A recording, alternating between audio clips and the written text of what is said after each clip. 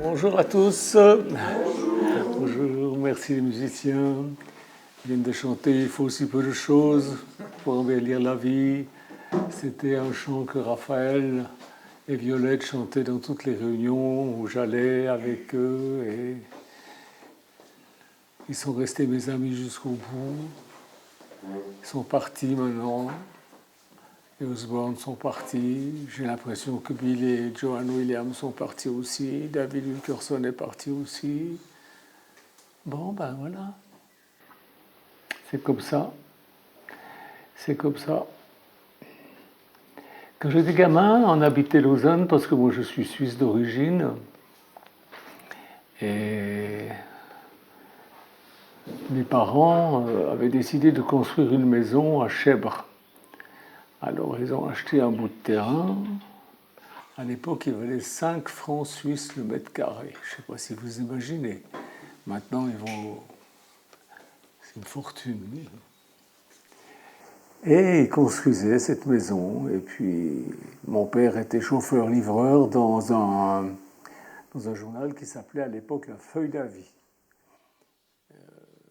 Et puis, la nuit, il travaillait dans un autre journal qui s'appelait La Tribune. Enfin, il s'est tué au travail. À 49 ans, il est décédé. Il s'est tué au travail. Alors là, on était à Chèvres et il n'y avait pas d'eau, évidemment, mais il y avait un voisin qui était au-dessus, qui s'appelait M. Pache.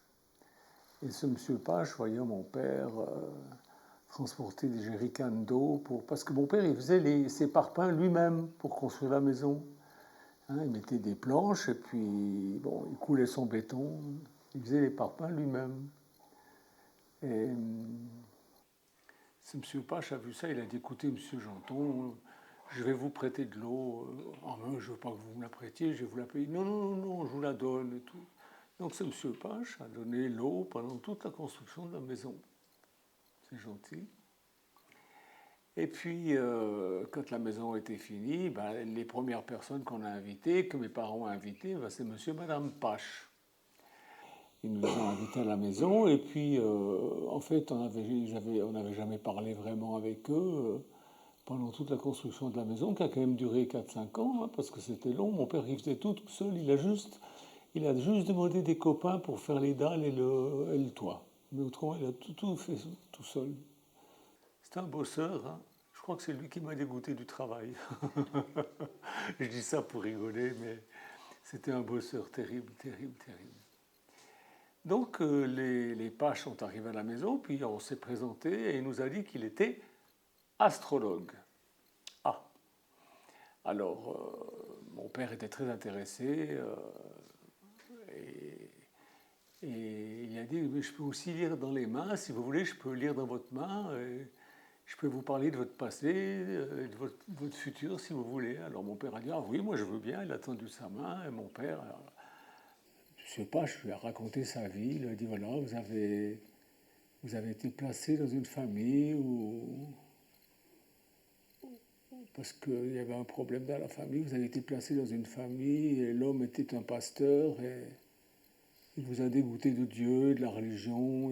Mon père était complètement soufflé, comment il pouvait savoir ça. Enfin, il lui a raconté des tas de détails sur sa vie passée. Puis il a dit, vous voulez que je vous dise votre avenir maintenant? Puis mon père a dit, oui, oui, oui, bien sûr.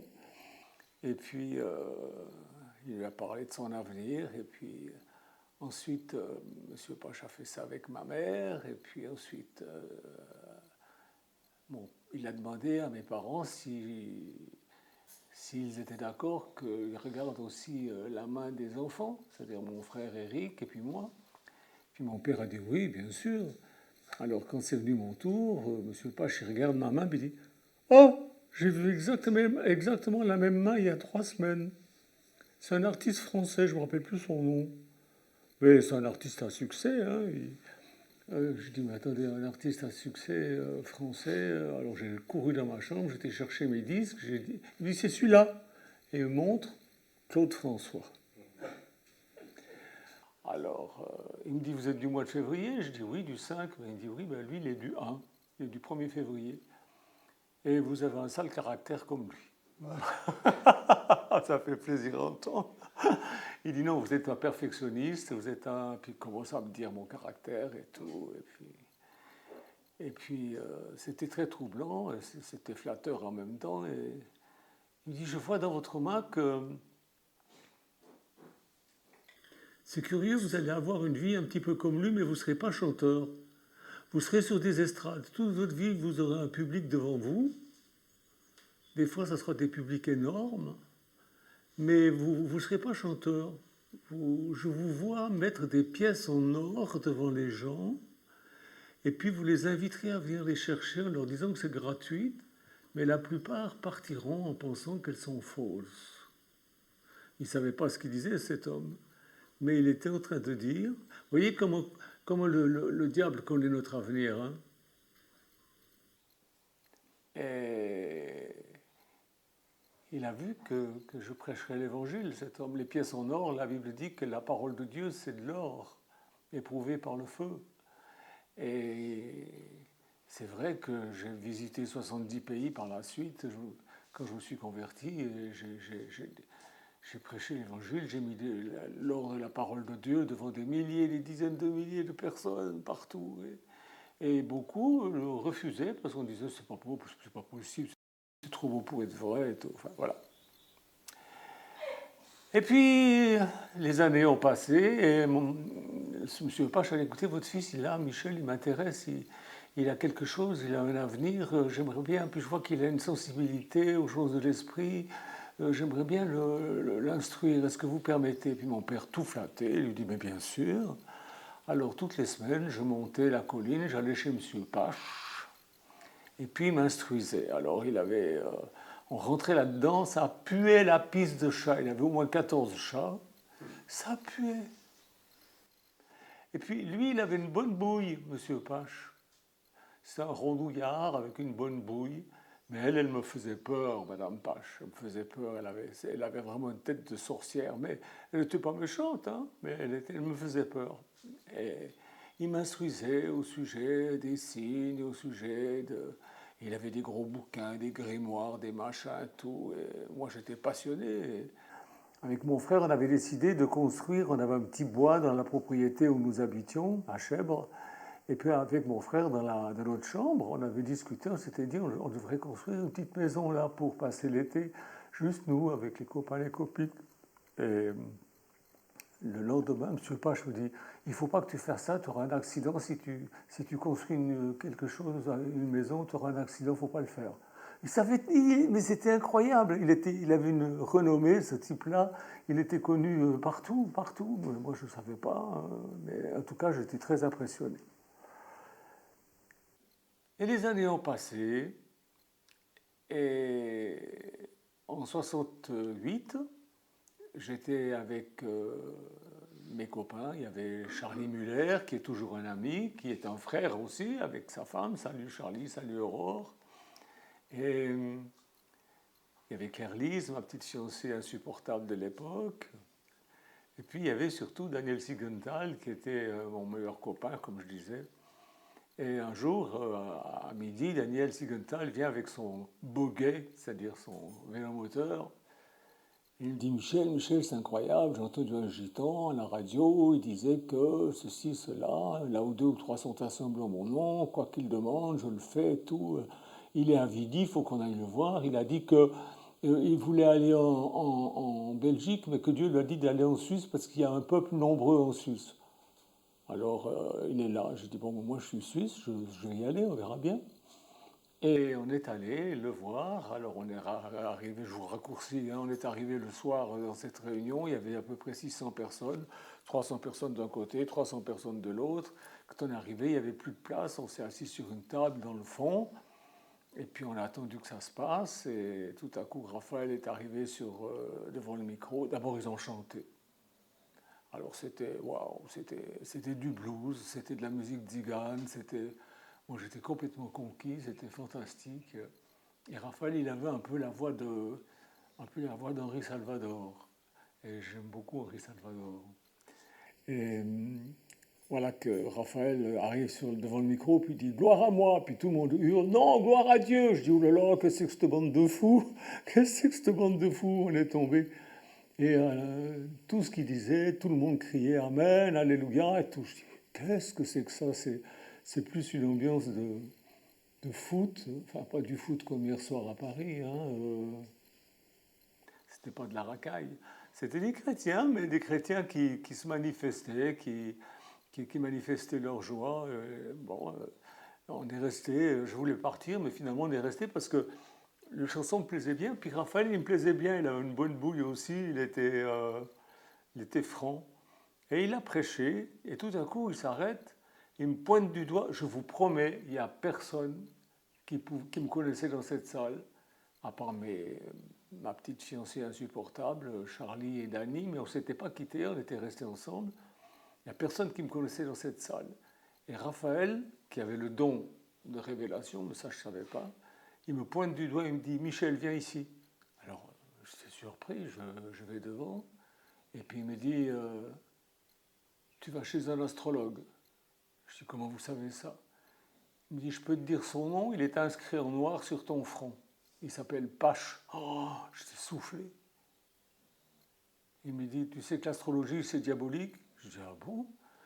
Et comme lui, il ne savait pas lire, Raphaël, c'est un gitan, il ne savait pas lire, il n'avait jamais été à l'école, il a appelé un des pasteurs qui était derrière lui sur l'estrade, et puis il lui a demandé de lire un passage dans la Bible. Alors le pasteur a lu dans Deutéronome 18, 10, où il est écrit, c'est Dieu qui parle à Israël en lui disant « Quand tu seras entré dans le pays que l'Éternel ton Dieu te donne, il venait de sortir d'Égypte, où vous avez été esclaves, et Dieu leur donnait Israël, qui est un pays qui a été donné à ce peuple-là, qu'on le veuille ou qu'on ne le veuille pas, c'est comme ça. Lorsque tu seras entré dans le pays que l'Éternel ton Dieu te donne, tu n'apprendras pas à imiter les pratiques abominables de ces nations. Qu'on ne trouve chez toi personne qui fasse passer son fils ou sa fille par le feu, personne qui exerce le métier de devin, d'astrologue, d'augure, de sorcier, de magicien, personne qui consulte les esprits ou les spirites, personne qui interroge les morts. En effet, celui qui fait cela est en horreur à l'Éternel, et c'est à cause de ces pratiques abominables que l'Éternel ton Dieu va chasser ces nations de devant toi.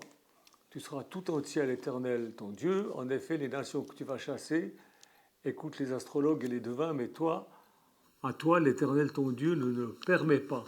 Il me dit, tu fais quoi alors, maintenant, Michel? Je dis, ben, si c'est dans la Bible, moi j'arrête. Hein. Et il m'a dit, c'est bien.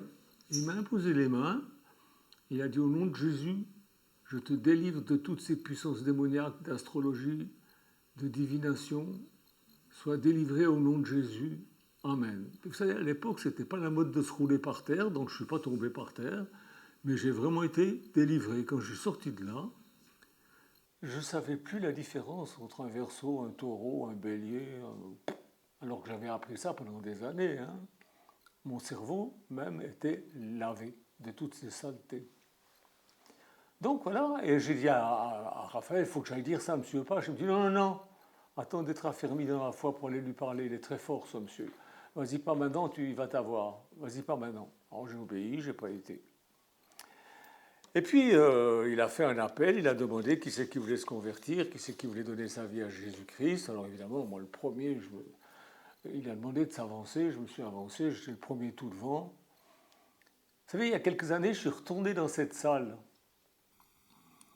Je suis descendu les escaliers, c'est Place Chaudron, c'est ça, Place Chaudron. C'est un cinéma, là. Et puis, il y a des escaliers, il y a une salle, la même odeur. Ça sent toujours la même odeur. Des années après, ça sent la même odeur. La salle, elle n'a pas changé. Si, ils ont repeint un peu, mais c'est les mêmes couleurs, c'est pareil. C'est pareil. Je me suis retrouvé là. C'était vraiment, vraiment étonnant de voir ça. Et une fois qu'il a prié pour notre conversion, on était une bonne soixantaine quand même à s'être donné à Jésus. Et il y a un bonhomme qui est venu vers moi qui s'appelait Fritz Blaser. Je ne sais pas s'il est encore vivant, mais il habitait Clarens. Et puis Raphaël lui a demandé de s'occuper de moi pour me diriger sur une église. Alors voilà. Et puis ensuite, il a dit, bon, ben ça, c'était la plus belle partie de la réunion. Maintenant, on va passer à la deuxième partie. On va prier pour les malades. Que les malades s'approchent. Je vais leur imposer les mains au nom de Jésus. Jésus dit, voici les miracles qui accompagneront ceux qui auront cru. En mon nom, ils imposeront les mains aux malades et les malades seront guéris alors que les malades s'approchent. Je me suis dit, qu'est-ce qu'il raconte? Mais qu'est-ce qu'il raconte? Et la première personne qui s'est avancée, c'est une femme qui portait son gamin, qui devait avoir la polio, qui avait les bras tout retournés en arrière, il était complètement difforme ce gamin, et les jambes retournées dans le dos. Je dis, qu'est-ce qu'il va faire avec ça? Et Raphaël la regarde et il dit, moi je ne peux rien faire pour votre gamin. Puis moi je venais de me convertir, hein, mais tout de suite j'ai eu une mauvaise pensée, j'ai dit, quel salaud ce type, faire croire des choses comme ça aux gens, puis quand il se trouve devant un cas, c'est pas un beau petit bobo dedans là, hein, Et il dit, mais je connais quelqu'un qui peut faire quelque chose. Je me suis dit, il va appeler les pingouins qui sont derrière, c'est-à-dire les pasteurs. Il dit, c'est Jésus, vous croyez en Jésus? Puis elle se met à pleurer. Elle dit, je suis catholique. Et Raphaël lui dit, je m'en fous, puis Dieu aussi, il s'en fout. Ce qui compte, c'est est-ce que vous croyez en sa parole, est-ce que vous la lisez, est-ce que vous la mettez en pratique? Et elle continue à pleurer, elle dit, ben, j'ai levé la main, je me suis approché tout à l'heure quand vous avez fait l'appel. Il dit, bon, ben, ça va, ça suffit, c'est bien. Allez, posez votre gamin. Alors elle pose son gamin par terre, tout un paquet de un pauvre gamin. Il lui dit, allez dans l'allée, là. Alors elle va, et c'est comme si elle venait face à moi, parce que j'étais assis sur cette table au fond, et je la voyais arriver vers moi. Elle avait les épaules complètement affaissées, elle pleurait, je me disais, mais quelle horreur, mais quelle horreur, mais qu'est-ce qu'il va faire? Et il a mis un genou par terre, il s'est baissé, il a posé sa main sur le gamin, il a dit, esprit de paralysie, tu vas sortir de là maintenant? Au nom de Jésus, je t'ordonne de sortir. Amen. Il prend le gamin, il le jette en l'air. Le gamin, il s'est déplié, il s'est retrouvé sur ses deux pieds et il a couru dans les bras de sa mère. J'ai vu ça, j'étais là, je l'ai vu. J'ai su que ma vie ne serait plus jamais la même.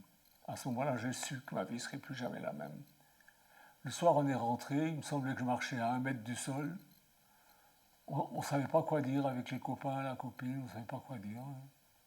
On a pris le train, on est rentré. Le lendemain, j'ai passé des coups de fil, on est allé, 100 personnes j'ai emmené.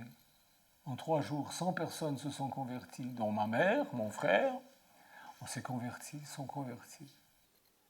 Ma mère, elle avait une lésion au cœur.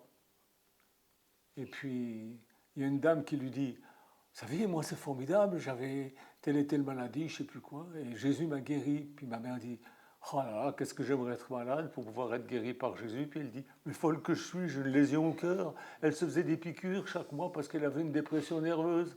Elle va à l'imposition des mains, guérie. Mais instantanément, guérie. C'était phénoménal. Raphaël, il priait pour les aveugles, les aveugles voyaient. Il priait pour les paralytiques, il les faisait courir autour de la salle avec les béquilles comme ça, et les familles couraient derrière avec Tout le monde criait Alléluia, tout le monde était debout sur les chaises, moi j'étais debout sur la table, je gueulais Alléluia, je ne savais même pas ce que ça voulait dire. Mais qu'est-ce que j'étais pris dans cette ambiance j'étais devenu comme eux, quoi. Mais il y avait de quoi, il y avait vraiment de quoi. Hein. Et puis, le troisième soir arrive, et voilà qu'on était dans cette effervescence. Il y avait tous les soirs des guérisons, tous les soirs des nouvelles personnes. La salle était trop petite, il y avait du monde partout qui était debout dans tous les coins. Et puis Raphaël prie pour les paralytiques se mettent à marcher. Et puis ma petite copine, ma Claire-Lise de l'époque, elle me tape sur l'épaule, elle dit, Michel, il y a ce monsieur là, il n'y a personne qui peut l'emmener. Il y avait un monsieur devant nous avec 2 béquilles. Elle me dit, on va l'emmener. Je dis, ben ouais, si tu veux, d'accord. Alors j'essaie de le soulever, mais moi à l'époque, j'étais musclé comme un tube de dentifrice. Je pouvais pas le porter, il était très gros. Et en plus, il avait la maladie de Parkinson. Il tremblait, il tremblait, il tremblait. Je dis, si on essaie de l'emmener, on va être bousculé par tous les gens qui sont là dans un désordre inimaginable. J'ai dit, on va le laisser tomber, puis ça va être pire. Alors elle me regarde, elle dit, mais le gitan, il a dit, ceux qui croient, ils imposent les bons malades et les malades sont guéris, qu'est-ce que tu attends? Ça m'a paru logique. j'ai mis mes mains sur cet homme, j'ai dit au nom de Jésus, par esprit de paralysie, quitte cet homme maintenant, au nom de Jésus. Et j'ai arraché ses béquilles, et le bonhomme, il a fait, il a commencé à vaciller. Heureusement, il y avait une colonne qui était là. J'ai pris des photos de la colonne. Il faudra que je vous mette ça sur Révélation Bible, que vous voyez tout ça. Il s'est affalé sur la colonne, et mais moi, ça m'a vexé. Alors évidemment, je n'ai pas formulé la pensée, mais ma pensée, c'était pourquoi est-ce que Dieu exauce ce gitan là-bas qui a le nez au milieu de la figure comme moi, et moi, il ne m'exauce pas. Pourquoi? Qu'est-ce que j'ai de différent? Qu'est-ce que j'ai de moins que lui? Je suis croyant, comme lui. Alors pourquoi? Ça a décuplé mes forces. J'ai pris le bonhomme à bras-le-corps, j'ai foutu des coups de pied aux gens pour qu'ils se barrent de mon chemin, j'ai fait ouvrir la porte. Déjà à l'époque, je sortais des églises. J'ai fait ouvrir la porte, je l'ai sorti dehors, je l'ai mis devant les escaliers, j'ai dit Jésus. Puis il y a des gens qui suivaient derrière pour voir qu'est-ce que je faisais. Ce grand gaillard tout déglingué, j'avais ma cheville tout débraillée, j'étais comme un jeune homme de 18 ans des années 60, quoi. Un yéyé. Et j'ai mis le bonhomme devant les escaliers, j'ai dit Jésus, j'ai fait ce que tu as dit de faire, d'imposer les mains malades dans ton nom, je l'ai fait. Maintenant, j'ai fait mon boulot, fais le tien. Et je l'ai poussé. Et il était guéri. Il descend les escaliers, il les remonte, il descend les escaliers, il les remonte, on est tombé dans les bras l'un de l'autre, on pleurait et tout. Mais c'est qu'il y a des gens qui ont couru devant, qui ont dit à Raphaël, tu sais, le jeune là qui faisait l'astrologie, il vient de guérir un paralytique, etc. Appelez-le-moi. Alors, bon, j'étais devant, Raphaël, il m'a pas demandé si j'étais baptisé dans le Saint-Esprit ou si j'étais baptisé dans l'eau. Il a dit, écoute Michel, t'as reçu de Dieu, c'est bien. Alors, toi, tu t'occupes de cette file-là, et moi, je m'occupe de cette file-là. Parce qu'il y avait beaucoup de malades. Il dit, on va passer des heures si je m'occupe de chaque personne. Alors, tu prends ceux-là, moi, je prends ceux-là. Et j'ai commencé à prier pour les malades ce soir-là. Et je ne me rappelle plus, honnêtement, si c'était un homme ou une femme.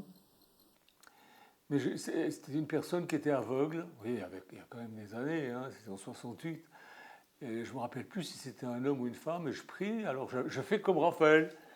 Je mets de la salive sur mes pouces, je mets mes pouces sur ses yeux, puis je dis esprit de cécité, quitte ce corps. Je ne savais même pas si ça voulait dire cécité, mais j'avais entendu Raphaël dire cécité, alors j'ai dit cécité. Et puis j'enlève mes pouces et je dis vous me voyez? La personne me dit oui mademoiselle. Je dis non, vous ne me voyez pas. Je recommence au nom de Jésus. Et là elle se m'a hurlé, t'es guéri, complètement guéri. Voilà. Et il y en a eu plein, des paralytiques, des sourds, des trucs. C'est comme ça que ça a commencé. C'est comme ça que ça a commencé. Et des années après, ben, ça s'est jamais arrêté. Et ils m'ont placé dans une église. C'était l'église pentecôtiste de Lausanne. Et c'était le pasteur Billettre qui venait de Morges. Il était pharisien. Il était pharmacien. C'était un gentil monsieur spirituel. Et vraiment bien, un gentil monsieur, son épouse et tout. Et il était pharmacien à Morges et il venait tous les dimanches pour faire le culte là parce qu'il n'y avait pas de pasteur dans cette église. Et il prêchait. Et puis quand il a vu comment Dieu me bénissait, comment les gens lui racontaient les miracles, les conversions, parce que j'emmenais plein de gens à Jésus, il m'a dit, bon ben écoute, viens à Morges un de ces soirs et puis c'est toi qui vas prêcher. Alors j'ai prêché. Et je me rappelle toujours ce que j'ai prêché. Je vais vous lire le passage que j'avais choisi. J'ai prié au moins 2 heures avant parce que je voulais faire les choses sérieusement. C'était Matthieu 10, 27. Alors Matthieu 10, 27, ça dit, c'est Jésus qui parle et qui dit, ce que je vous ai dit dans les ténèbres, ce que je vous dis dans les ténèbres, dites-le en plein jour. Et ce qu'on vous dit à l'oreille, proclamez-le sur les toits. Eh bien, c'est ce que j'ai toujours fait. C'est ce que j'ai toujours fait. Et j'ai exhorté les gens là à faire ça, qu'il fallait être des témoins, qu'il fallait parler de Jésus, qu'il ne fallait pas garder les choses secrètes. Et le pasteur Billettre, ça lui a beaucoup plu. Alors après, il m'a fait prêcher à Lausanne, puis après, il m'a fait prêcher dans d'autres coins, dans le Valais, je ne sais même plus où exactement. C'était une époque vraiment fantastique. Et puis, voilà qu'il y a un nouveau pasteur qui est arrivé de France et qui s'appelait Rachid Bouchami. Alors, moi, j'avais jamais vu d'arabe de ma vie parce qu'en Suisse, il n'y en avait pas. à l'époque. Maintenant, il y en a, mais à l'époque, il n'y en avait pas. Donc, Rachid Bouchami, c'était vraiment un bon vivant. Il ne pouvait pas cacher qu'il était arabe, hein. Vraiment, il était très sympathique. Sa femme était une genevoise, une bonne grosse bourgeoise genevoise, et puis qui chantait. Mais alors, avant de chanter, elle allait dans la petite pièce à côté, puis elle s'envoyait un verre de rhum. Elle disait, ça m'éclaircit la voix. C'est marrant. Et puis, bon, il y avait des guérisons, il me faisait prêcher et il me faisait prier pour les malades. Alors, il y avait beaucoup de guérisons, mais lui, il n'avait pas grand-chose, alors il était un petit peu jaloux. Et puis, il m'a dit, mais Michel, ça serait bien que tu fasses une école biblique. Alors, il m'a envoyé à l'école biblique et j'étais à l'école biblique des Choux. Alors, l'école biblique des Choux, c'était l'école biblique des Gitans. Évidemment, je n'allais pas aller ailleurs puisque je m'étais converti avec les Gitans. Alors, c'était dans le Loiret, c'est ça? Le château existe toujours, j'avais voulu l'acheter, mais c'était dans un état épouvantable. Les Gitans l'avaient vendu en pièces détachées, c'était affreux. Et j'ai fait connaissance avec le pasteur Le Cossec, qui était le fondateur de la mission. On est restés des amis jusqu'au bout. C'était un homme formidable, c'est lui qui a béni notre mariage. Et c'est sur le terrain de l'école biblique qu'un jour, dans la caravane de la sœur Camélia, qui était la belle-mère de Raphaël, elle est sur la photo que j'ai mise sur Révélation Bible, dans la caravane de Camélia, je vois une femme à genoux en train de gratter le plancher. Je dis, qu'est-ce qu'elle fait cette femme? Elle se retourne, c'était Michou. Je ne savais pas que ça allait être ma femme, mais tout de suite j'ai trouvé qu'elle était très belle. Et j'ai dit, oh là là, celle-là je la veux. En plus, elle aide les personnes âgées, c'est une femme bien. Et Camélia, elle a toute une vie. Vous savez, Camélia, c'était une femme qui avait du nez. Je disais hier, t'as un grand nez. Elle disait, un beau clocher ne défigure pas son village. Alors j'y tirais sur son nez. Et puis, c'était rigolo. On était très libres. C'était fantastique. Alors elle avait vu que j'avais quelque chose pour Michou. Elle me dit, tu prends pas la Michou, hein, elle n'est pas pour toi, tu es trop charnel. Si tu prends la Michou, elle va venir charnelle comme toi. Parce que moi j'aimais le rock'n'roll, j'aimais tout ça, j'aimais aller au cinéma, c'était interdit. Bon, voilà, c'est comme ça à l'époque. Hein. Donc l'école biblique, et puis ensuite je rentre chez Bouchami. Et Bouchami, il parle avec des Américains qui sont venus le voir en lui disant, mais ce jeune frère, il ne faut pas le laisser là, il va mourir avec toutes ses grands-mères. C'était 150 grands-mères et grands-pères dans cette église. Hein. Il y avait très peu de jeunes, il y avait des gamins, mais la plupart c'était des... Alors, il y a une œuvre qui s'ouvre à Paris qui s'appelle Teen Challenge. Il faut qu'il aille bosser là-bas. Il va être avec des jeunes et il va pouvoir exercer son don. Et ça va être bien pour lui. Et Rachid Bouchami était tout content de se débarrasser de moi parce qu'il était un peu jaloux.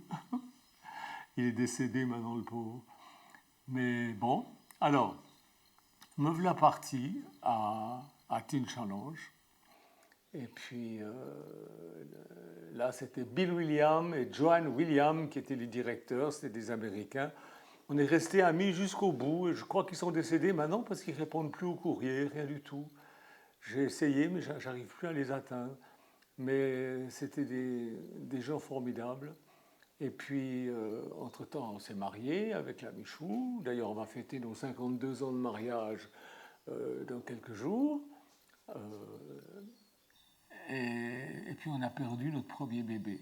C'était une erreur médicale, un médecin qui a fait une erreur et on a perdu le bébé. C'était terrible. Et c'était une épreuve terrible. Et puis, un jour, on était à Vichy, je ne sais plus pourquoi. On était assis à une table en train de prendre le petit déjeuner dans un hôtel. Et tout d'un coup, j'entends quelqu'un... Ah oui, attendez, non, je saute. On était donc à Teen Challenge et quelqu'un dit « Est-ce que quelqu'un veut apporter ce trousseau de clés rue Legendre? Il y a Osborne, c'est des clés pour Osborne. » Je dis « Osborne, TL Osborne ?» Il dit « Oui. » Ah, je dis « Moi, j'y vais. » Parce que j'avais lu les livres d'Osborne. J'avais écouté des bandes rondes. À l'époque, c'était des bandes rondes qu'on écoutait. Il n'y avait pas de cassette encore. Et c'était mon ami Fritz Blaser qui me les avait filés. Donc j'arrive rue Legendre, je me trouve face à Osborne.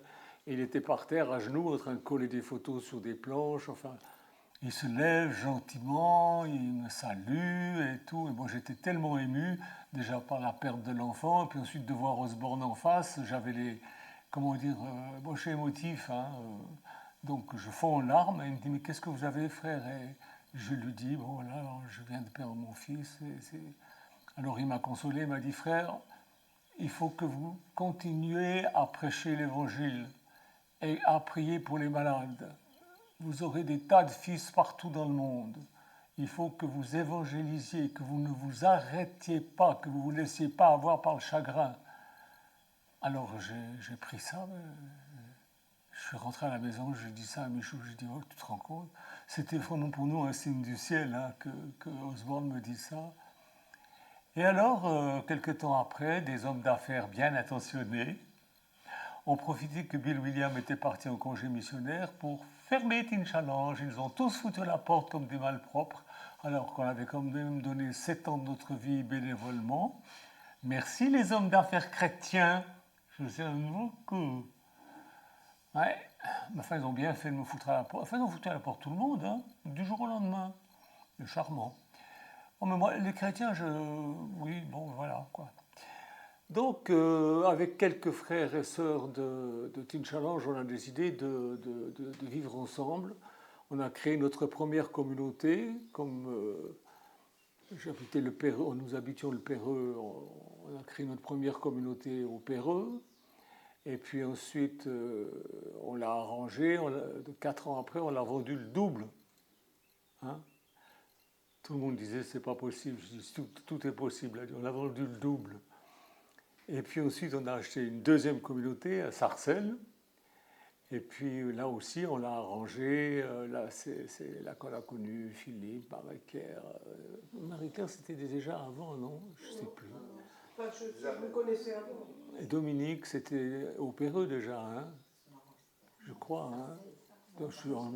C'est vieux, ça fait plus de 40 ans maintenant. Moi, je vous ai connu au Perreux. Au Perreux. Je suis au Perreux parce qu'Isabelle. Il y avait Isabelle, ta sœur.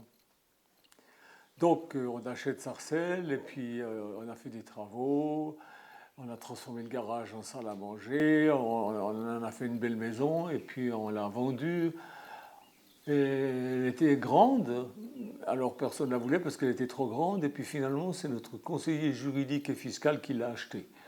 Alors, vous voyez, Dieu dirige bien les choses. Il s'appelait Lévi. Il s'appelle toujours Lévi. Et puis on a acheté le château, le château dans lequel nous avons vécu 26 ans, en prenant avec nous des garçons, des filles, des gens qui avaient des problèmes de drogue, de prostitution, de vices, de toutes sortes de trucs.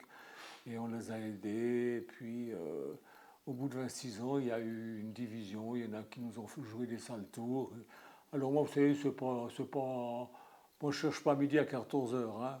Ah bon, tu veux m'enquiquiner? Eh ben, je vends. Et puis, on a vendu. On est parti. Et voilà pourquoi maintenant, on est dans le sud-ouest, au soleil. Et on est bien. Le lundi au soleil, mais pas que le lundi. Et maintenant, c'est tous les jours. Sauf aujourd'hui, c'est un peu grisaille. Donc, la 4e communauté dans le sud-ouest.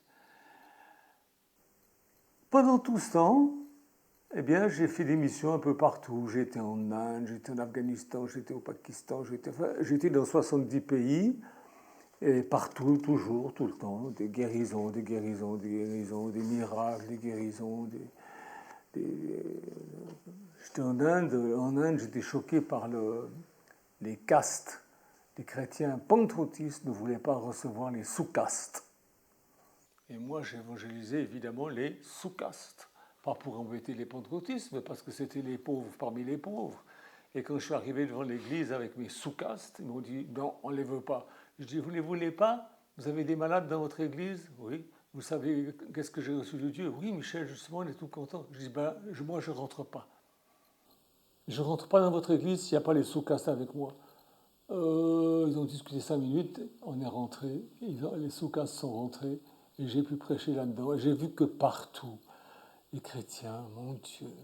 Mais il n'y a pas que les chrétiens, c'est l'humain, l'humain, c'est...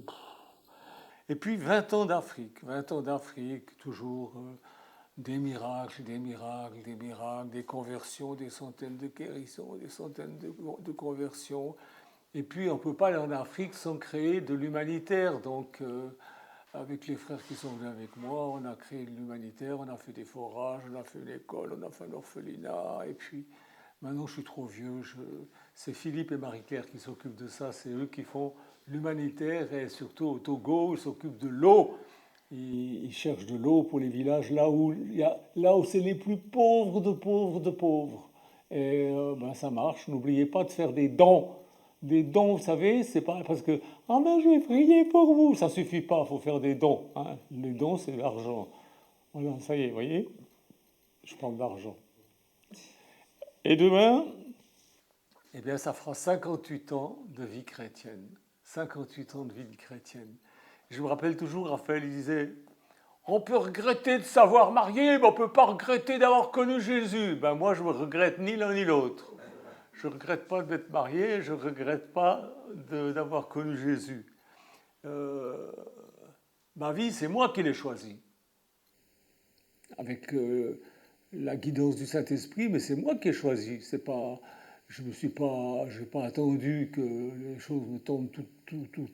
Non, je suis un homme d'action, mais quand une porte s'ouvre, je prie pas 150 ans, je jeûne pas 150 ans, je vois une porte qui s'ouvre pour faire quelque chose, je le fais, puis c'est tout. Puis voilà. Donc, comme la grande Sylvie Vartan, je dis, ma vie, c'est moi qui l'ai choisie. Voilà, ça embête encore ceux qui n'aiment pas le rock'n'roll. Alors, c'est une chose dont je me fous. Et puis voilà, donc j'ai encore mes défauts, vous voyez, toujours. Mais je marche de progrès en progrès.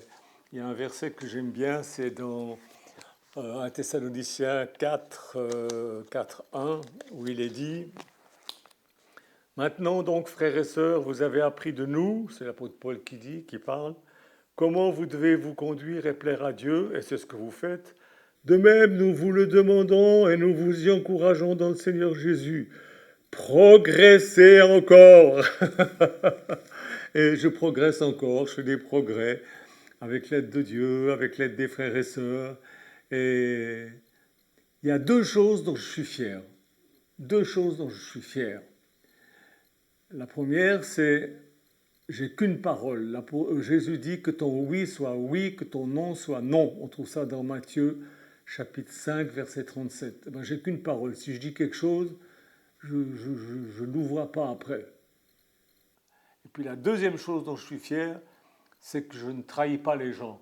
Moi, je ne trahis pas les gens. J'ai été trahi je ne sais pas combien de fois, mais moi, je ne trahis pas les gens. C'est deux choses dont je suis fier, je suis content. Jésus a fait son œuvre en moi et continue à la faire. Et j'aime beaucoup la vie que j'ai. Et là, aujourd'hui, on va fêter les anniversaires encore. Et j'aime bien la vie communautaire. Je ne me vois pas vivre autrement. Je ne sais pas comment ils font les chrétiens en randonnant dans leurs églises. Moi, ça me dépasse. Que Dieu vous bénisse, que Dieu vous aide, et puis que vous puissiez vous servir de ce témoignage pour glorifier Dieu. J'ai été revoir M. Pache il y a quelques années en arrière avec un frère. Alors je tape à la porte. Il ouvre la porte. Une odeur de pisse qui me saute à la gorge. Il y avait toujours autant de chats. Il me dit « Ah, c'est toi ma lumière !» Je dis « Comment ?» Il me dit « Oui, j'ai vu que j'allais être visité par une étoile aujourd'hui. » « C'est toi alors, entre. » Alors j'entre. Il me dit, qu'est-ce que tu as à me dire? Alors je lui raconte comment je me suis converti. Il me dit, eh ben, écoute, je suis très content pour toi, mais pour moi c'est trop tard, j'étais trop loin avec toutes ces histoires de... Non, je peux pas. Je peux pas, c'est trop tard pour moi. Je dis, mais monsieur Pache, c'est jamais trop tard, Jésus vous aime. Non, non, non, non, insiste pas, on va rester là, ça va. Alors on est parti, puis on l'a laissé, qu'est-ce que vous voulez faire? Puis j'ai appris qu'il est mort quelque temps après. Il y a 2-3 ans, on est retourné de nouveau. Ça avait changé de propriétaire. Il ne savait même pas que c'était M. Pache qui vivait là. Il ne connaissait rien de l'histoire. Alors on lui a donné mon livre qui s'appelle Oracle, que vous pouvez trouver sur Révélation Bible, sur la première page révélationbible.fr, en haut à droite. Ça s'appelle Oracle, je crois. Je ne sais plus. Voilà, que Dieu vous bénisse. Bonne fin de soirée, bonne fin de journée, et puis à bientôt. Au revoir. Il faut si peu de choses pour embellir la vie. Un sourire, une rose, simplement un ami. Il faut si peu de choses pour que le ciel soit bleu. Il suffit que Dieu pose un bleu et dans les cieux. C'est vrai, j'ai tant pleuré, mon Dieu, et tu as essuyé mes yeux, et j'ai compris que mon destin est dans ta main. Tu m'as parlé de ton amour, ce fut pour moi le plus beau jour. Je suis à toi, mais pour toujours.